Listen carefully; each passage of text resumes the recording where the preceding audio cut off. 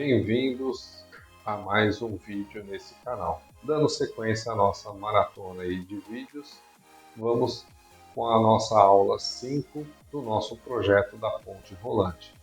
Vale lembrar que no nosso último vídeo nós fizemos o dimensionamento dos últimos componentes que determinaram todo o arranjo do nosso moitão inferior.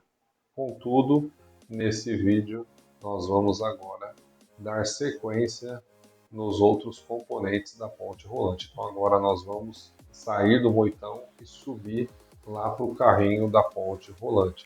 E nessa videoaula de hoje nós vamos então calcular as rotações tanto das polias quanto do tambor.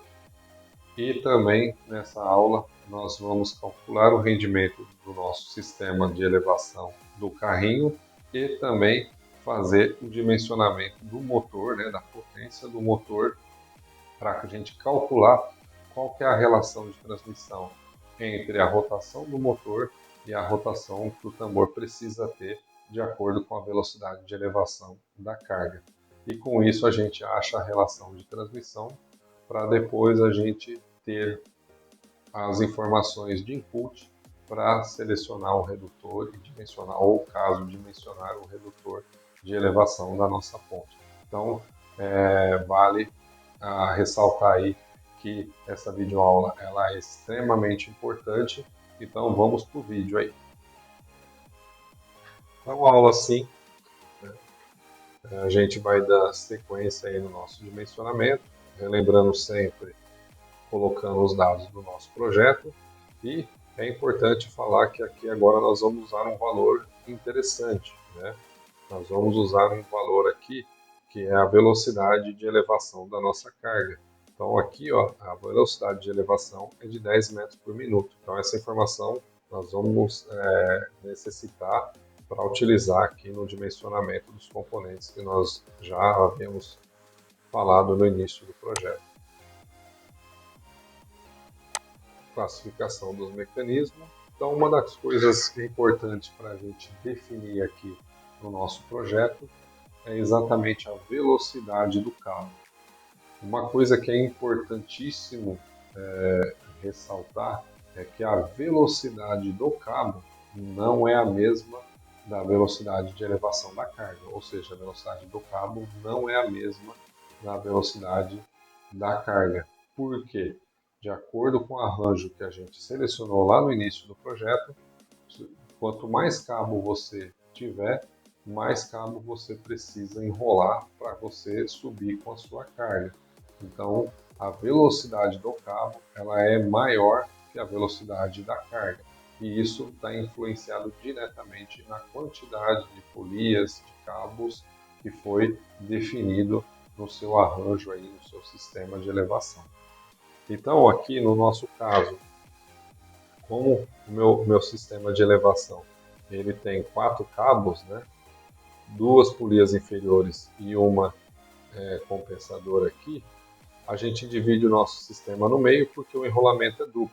Então, a velocidade que está acontecendo aqui é a mesma que está acontecendo também do lado esquerdo. Então, nós dividimos isso daqui ao meio. Então, a velocidade de elevação da nossa carga, como eu disse ali no início do vídeo, é importantíssimo para a gente dar sequência agora. Então, isso aqui é crucial. Qualquer erro na hora de selecionar essa velocidade de elevação vai influenciar em tudo daqui para frente. Então, tem que pegar a informação correta da velocidade de elevação das cargas da sua ponte rolante. E isso é o que vai determinar praticamente todo o dimensionamento dos nossos componentes de elevação dessa ponte rolante. Então, a velocidade aqui de elevação é 10 metros por minuto.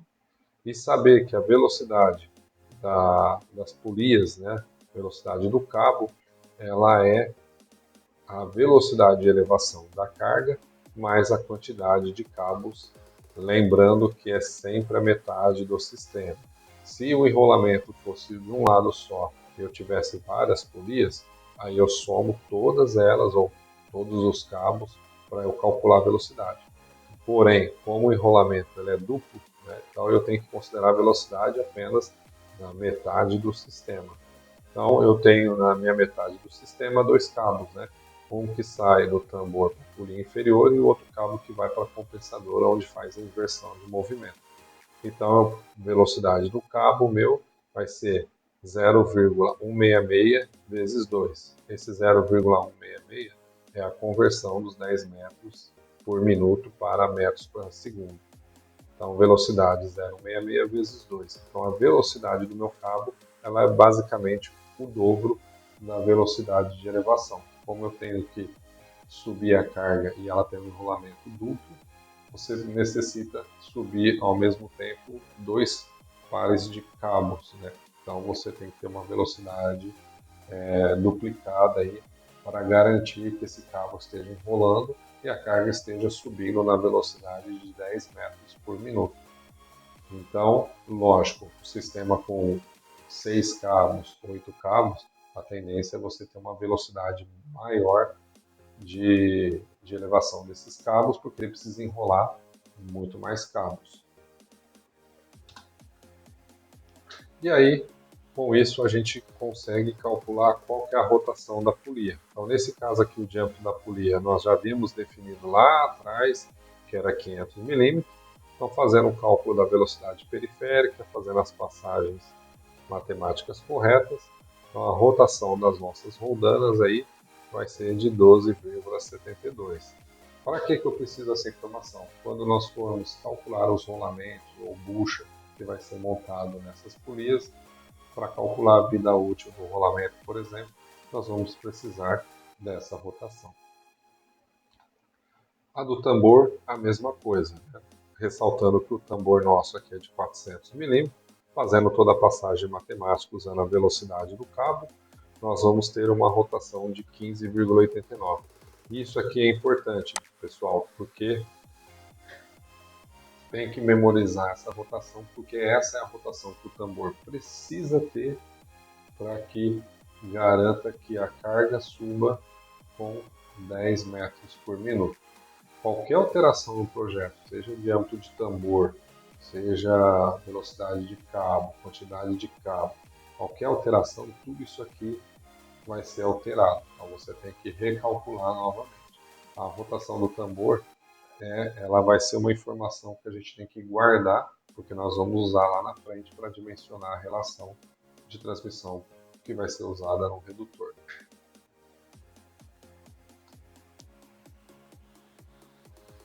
Para isso, então, nós vamos calcular agora a potência do motor. Então, a potência do motor que nós vamos considerar para esse projeto, né, para esse sistema, ele encontra-se em regime, né, na sua rotação síncrona, considerando um movimento uniforme. No momento da partida, ou seja, de retirar a carga do solo, por exemplo, existe uma potência de aceleração, mas além de existir um curto espaço de tempo, seu valor chega em torno de 1%. Então, esse valor de regime de potência não será considerado no sistema pelo fato dele ser muito baixo, né?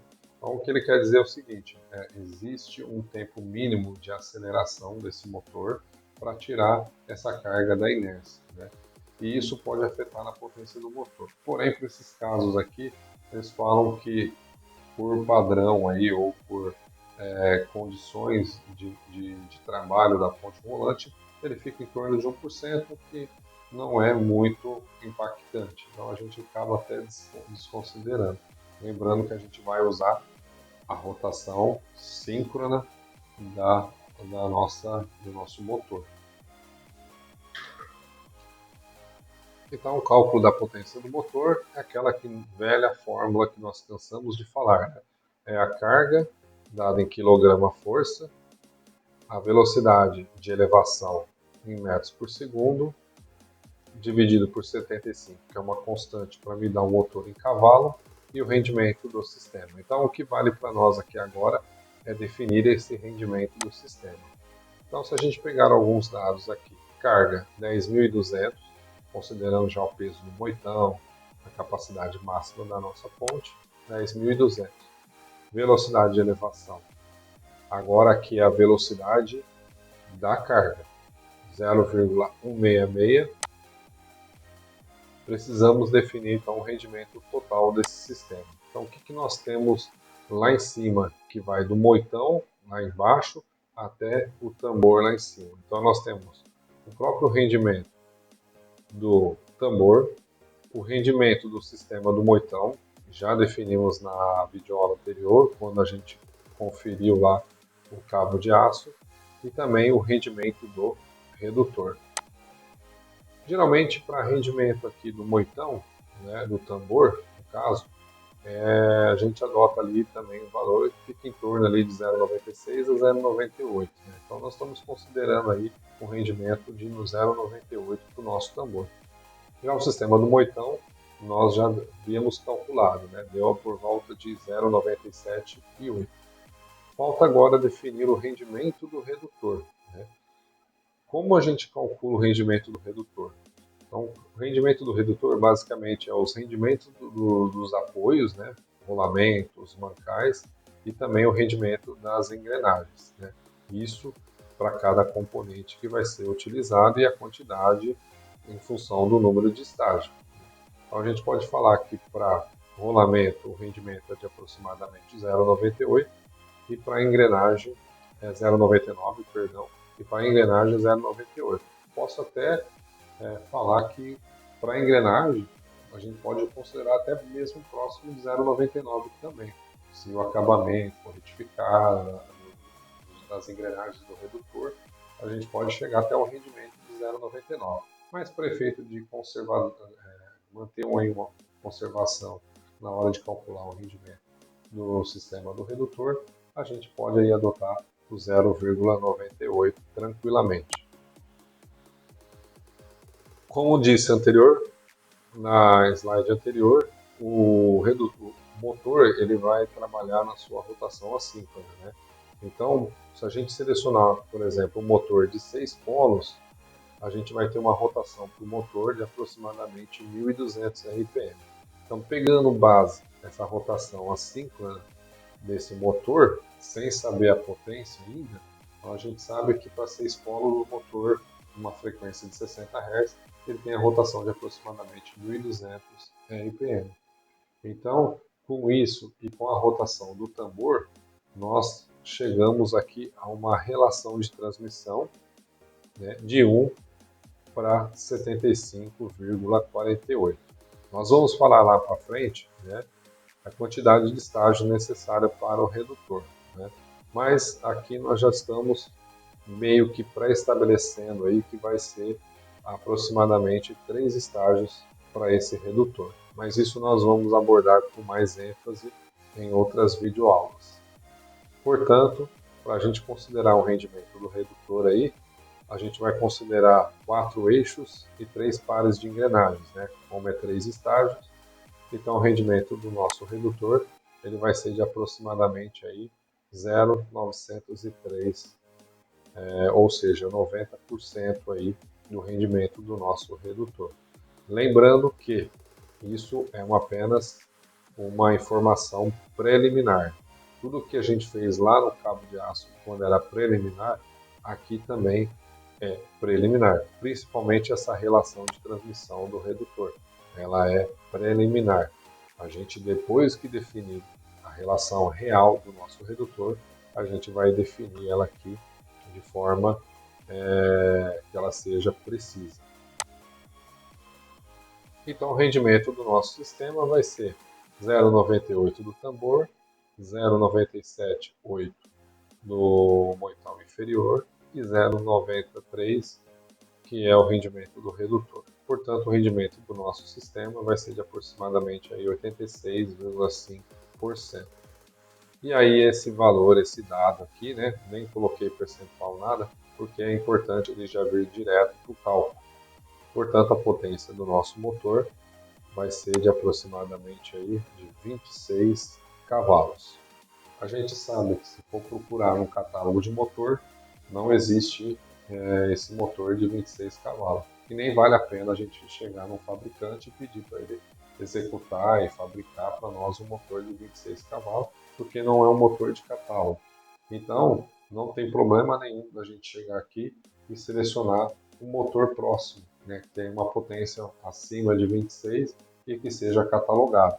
Então, se a gente for procurar lá um catálogo de fabricante, nós vamos achar um motor de 30 cavalos e com uma rotação aí exata, né, a síncrona desse motor de 1175, né? Então vale lembrar que nós tínhamos escolhido lá aproximadamente uma rotação de 1200. Se você quer ter uma precisão maior, então a gente calcula novamente a relação do redutor e do tambor de 1 para 73,9. Então esse aqui vai ser meu input para fazer o dimensionamento do nosso redutor. E com isso, a gente então finaliza mais essa videoaula. Quem gostou, deixa o like aí, comenta no vídeo, isso ajuda a engajar, né? E também pode fazer aí seus comentários, o que poderia melhorar nos vídeos, que a gente vai conversando, né? Vamos trocando ideia e a tendência é a gente sempre melhorar e dar mais transparências ao nosso vídeo. Espero que tenha gostado e até a próxima. Valeu!